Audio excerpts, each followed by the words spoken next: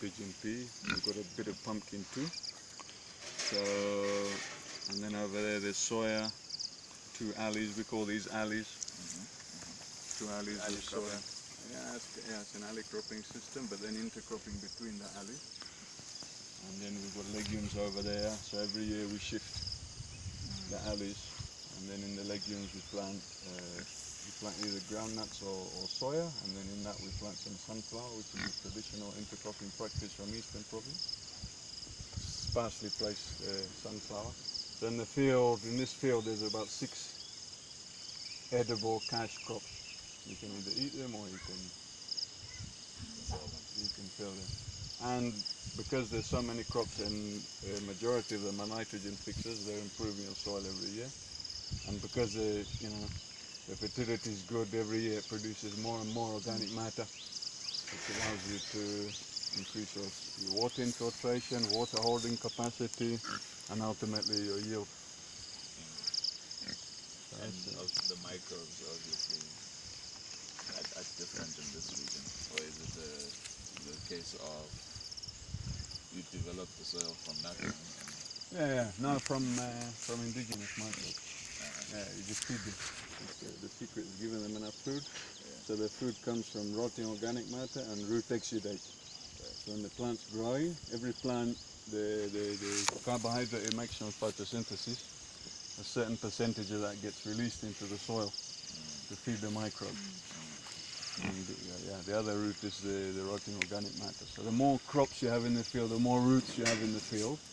As long as it's done correctly, you don't want to just plant anyhow. You need a proper system, proper spacing, correct varieties. As an example, the maize varieties we use are developed by CIMI.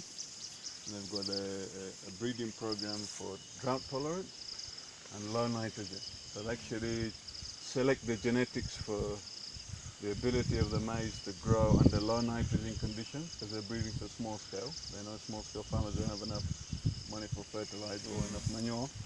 So they're actually looking at maize varieties that do best. And one of the things they look for is the size of the root system. And same for the drought. You can imagine if you want a plant to be resistant against drought, you want it to have a big root system. And if you want it to search for nutrients, you want it to have a big root system. So all the varieties we use have actually been selected specifically for being able to grow in low nitrogen conditions with less fertilizer and the drought tolerant. So that's one aspect of the system. The other one is the climbing bean, which you see there.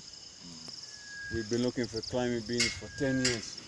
We must have trialed 30 or 40. Now, climbing beans, which are traditionally grown with maize. Some places they're grown by themselves with a trellis, but traditionally they're grown in cool highland areas. So above 1,500 meters above sea level. In Zambia, Lusaka is 1,200. We're about 1,000 there. So finding climbing bean varieties that are suited to this climate is very difficult. So I've had to screen loads and loads of varieties out, testing.